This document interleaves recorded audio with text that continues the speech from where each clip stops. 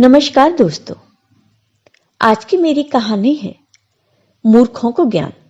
कहानी सुनाने से पहले दोस्तों मैं आपसे एक विनती करना चाहती हूँ। कृपया करके आप सभी मेरे चैनल को सब्सक्राइब कीजिए। मुझे आपके सब्सक्राइब की बहुत ज़रूरत है। तो दोस्तों प्लीज़ आप मेरे चैनल को सब्सक्राइब जरूर कीजिए। अब सुनिए ये कहानी। एक गांव में एक बूढ़ी औरत अपने बुजुर्ग पति के साथ रहती थी। उनके कोई संतान नहीं थी। पास में ही उनके घर के पास एक व्यक्ति का घर था जिसका नाम रामदास था। रामदास बूढ़ी माई के बेटे की तरह था। बूढ़ी माई रामदास को अपने बेटे की तरह प्यार करती थी। रामदास के 5 पुत्र थे। रामदास के 3 पुत्रों का विवाह कर दिया था। 2 पुत्र अविवाहित थे।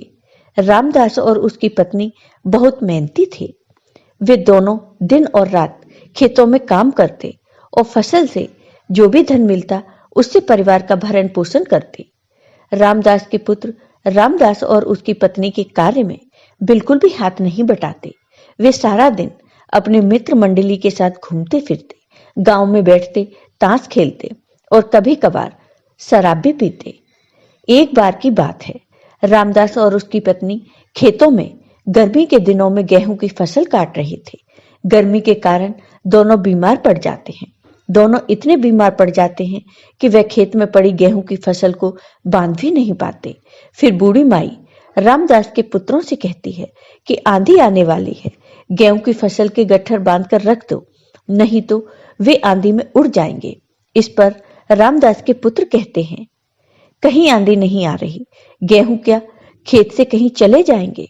रामदास के पुत्र बूढ़ी माई की बात नहीं मानते और रात को सो जाते हैं।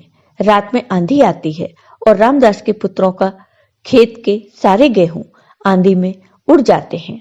अब रामदास के पुत्रों के पास केवल एक खेत बचा था जिसमें गेहूं की फसल लगी हुई थी। फसल पक चुकी थी, फसल काटनी थी, लेकिन रामदास के पुत्र फसल को काट नहीं रहे थे। तब बूढ़ी माई ने कहा कि फसल को काट लो। रामदास के पुत्र कहते हैं, गेहूं के क्या पैर लगे हैं जो खेत से चलकर कहीं चले जाएंगे। गेहूं जैसे खड़े हैं वैसे ही खड़े रहेंगे, कहीं नहीं जाने वाले। रामदास के पुत्र गेहूं नहीं काटते। धीरे धीरे जानवर सारा गेहूं बर्बाद कर देते हैं। इस तरह रामदास की सारी फसल बर्बाद हो जाती है। रामदास और उसकी पत्नी अभी भी बीमार थे। समय बीतता है, बरसात की ऋतु आती है। रामदास ने मिर्च और टमाटर की फसल लगा रखी थी। एक दिन बहुत तेज बरसात होती है तो बूढ़ी माई रामदास के लड़कों से कहती है, खेत से पानी निकाल दो, खेत में बहुत पानी भर गया है, नहीं तो तुम्हारी फसल खराब हो जाएगी। इस पर रामदास के लड़के कहते हैं, हमें क्या मूर्ख समझ रखा है, पानी से तो फसल अच्छी होती है।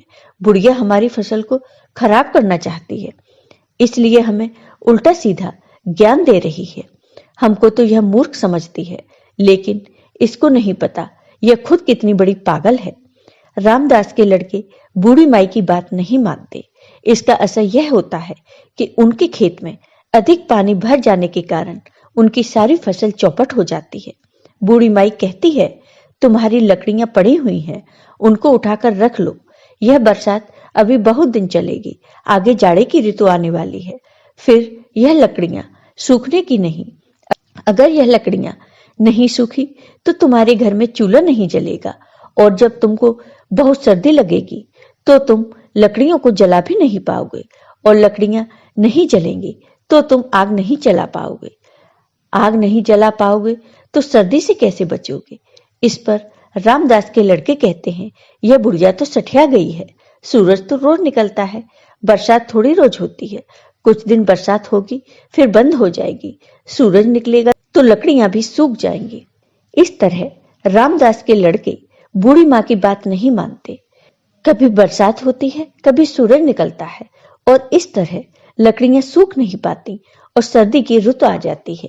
धीरे धीरे बहुत अधिक सर्दी पड़ने लगती है।